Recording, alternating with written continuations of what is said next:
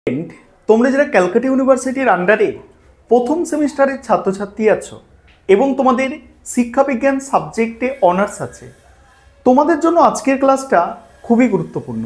আজকের ক্লাসে তোমাদের SEC 1 পেপারের 100% কমনযোগ্য লাস্ট মিনিট সাজেশন নিয়ে আলোচনা করব। তবে কেবলমাত্র সাজেশন নয়, সাজেশনের সঙ্গে অ্যান্সার নিয়েও আজকের ক্লাসে আলোচনা করব।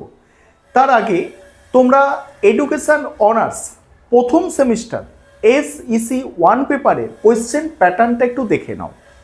তোমাদের SEC 1 paper education honours 75 marks অর্থাৎ 75 নম্বরের পরীক্ষা। 3 ধরনের প্রশ্নের অ্যান্সার করতে হবে তোমাদের। 10 নম্বরের প্রশ্ন 3টে, 5 নম্বরের প্রশ্ন 5টা এবং 2 নম্বরের প্রশ্ন হচ্ছে 10টা। এই হচ্ছে তোমাদের কোয়েশ্চেন প্যাটার্ন। এবার তোমরা 100% কমনযোগ্য সাজেশন দেখে নাও এবং তার উত্তরগুলো দেখো, আমি স্ক্রিন রেকর্ডের মাধ্যমে তোমাদের দেখাচ্ছি। এবারে তোমরা লাস্ট মিনিট সাজেশনটা দেখে নাও। দেখো 10 নম্বরের প্রশ্ন তোমাদের 3টে অ্যান্সার করতে হয়। 10 নম্বরের জন্য যে প্রশ্নগুলো তোমরা তৈরি করবে, দেখো প্রথম প্রশ্ন যোগাযোগ, যোগাযোগের সংজ্ঞা দাও, তার সঙ্গেই আছে যোগাযোগ প্রক্রিয়ার প্রকৃতি ও বৈশিষ্ট্য আলোচনা করো। পরের প্রশ্ন কার্যকর যোগাযোগ প্রক্রিয়ার নীতিগুলি আলোচনা করো। তারপরের প্রশ্ন শ্রবণ, শ্রবণের বিভিন্ন বাধাগুলির ওপর আলোকপাত করো। নেক্সট বিভিন্ন প্রকার শ্রোতাদের সংক্ষিপ্ত বর্ণনা দাও। নেক্সট প্রশ্ন দলগত আলোচনার মাধ্যমে যে সকল ব্যক্তিত্বের সংলক্ষণ এর মূল্যায়ন করা হয় সেগুলি তালিকাবদ্ধ করো। নেক্সট আছে দেখো লিখন প্রক্রিয়ার সঙ্গে যুক্ত বিভিন্ন কার্যাবলীর সংক্ষিপ্ত বিবরণ দাও। নেক্সট আছে শ্রেণীকক্ষে যোগাযোগ ব্যবস্থার প্রকারভেদ, শিক্ষক শিক্ষিকাগণ দেখো অবাচনিক যোগাযোগ ব্যবস্থাপনা কি কৌশল গ্রহণ করেন। তারপরে পরের প্রশ্ন দেখো দলগত আলোচনা বলতে কি বোঝো, শ্রেণীকক্ষে দলবদ্ধ আলোচনার প্রকারভেদ আলোচনা করো। এখানে দেখো প্রথম 8টা প্রশ্ন তোমাদের জন্য মোস্ট ইম্পর্টেন্ট। তারপরে দেখো পরের প্রশ্ন যোগাযোগ প্রক্রিয়ার উপাদানগুলি সংক্ষেপে আলোচনা করো। শ্রবণ দক্ষতা কি, বিভিন্ন প্রকার শ্রোতাদের শ্রেণীকরণ করো। নেক্সট শ্রবণ দক্ষতা কি, শ্রবণে বাধা বা প্রতিবন্ধকতা সমূহ আলোচনা করো। নেক্সট আছে দলগত আলোচনা বলতে কি বোঝো, এই আলোচনার সুবিধা অসুবিধাগুলি উল্লেখ করো। এবারে 5 নম্বরের জন্য 5টা প্রশ্ন তোমাদের লিখতে হয় পরীক্ষার। 5 নম্বরের জন্য যে প্রশ্ন তোমরা তৈরি করবে, দেখো অবাচনিক যোগাযোগ টিকা, দ্রুত পঠনের কৌশল হিসাবে ভাষা পাঠ বা পুঙ্খানুপুঙ্খ পাঠ। ঠিক আছে, পরের প্রশ্ন কি আছে টিকা তাৎক্ষণিক বক্তৃতা। শ্রেণীকক্ষে দলগত আলোচনা বলতে কি বোঝো, এই আলোচনার সুবিধাগুলি লেখো। পরের প্রশ্ন শ্রেণীকক্ষে দলগত আলোচনা বলতে কি বোঝো, এর অসুবিধা। ভাষাগত যোগাযোগ বলতে কি বোঝো, এর বৈশিষ্ট্যগুলি লেখো।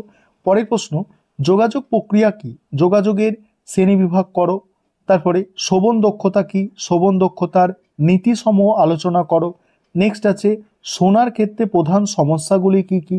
পরের প্রশ্ন যোগাযোগ প্রক্রিয়ার উপাদানগুলি সম্পর্কে আলোচনা করো। পরের প্রশ্ন শ্রবণ দক্ষতা কি, বিভিন্ন ধরনের শ্রোতাদের শ্রেণীকরণ করো। আর তারপরেই আছে দেখো শ্রবণ দক্ষতা কি, শ্রবণ দক্ষতার নীতিসমূহ আলোচনা করো। এখানে প্রথম 8টা বা 9টা প্রশ্ন তোমাদের জন্য খুবই গুরুত্বপূর্ণ। 5টা কিন্তু তোমাদের 5 নম্বরের প্রশ্ন থাকে। আর এই পেপারটা টোটাল 75 মার্কসের পরীক্ষা। এবারে তোমরা যারা ইংলিশ ভার্সনের স্টুডেন্ট আছো তোমরা সাজেশনটা দেখো, তারপর আমি অ্যান্সার নিয়ে আলোচনা করব। এবার তোমরা যারা ইংলিশ ভার্সনের স্টুডেন্ট আছো তোমরা সাজেশনটা দেখে নাও। আর এখানে দেখো 10 নম্বরের প্রশ্ন তোমাদের 3টে অ্যান্সার করতে হয়। প্রথম 8টা প্রশ্ন তোমাদের জন্য মোস্ট ইম্পর্টেন্ট। আমি ধীরে ধীরে স্ক্রল করে যাচ্ছি, তোমরা দেখে নাও। 5 নম্বরের প্রশ্ন 5টা অ্যান্সার করতে হয়। 5 নম্বরের প্রশ্ন প্রথম 8টা তোমাদের জন্য মোস্ট ইম্পর্টেন্ট আছে। এবার তোমরা অ্যান্সারগুলো দেখো। এবার তোমরা প্রশ্নের উত্তরগুলো দেখো। প্রথম প্রশ্ন যেটা ছিল যোগাযোগের সংজ্ঞা দাও, যোগাযোগ প্রক্রিয়ার প্রকৃতি ও বৈশিষ্ট্য।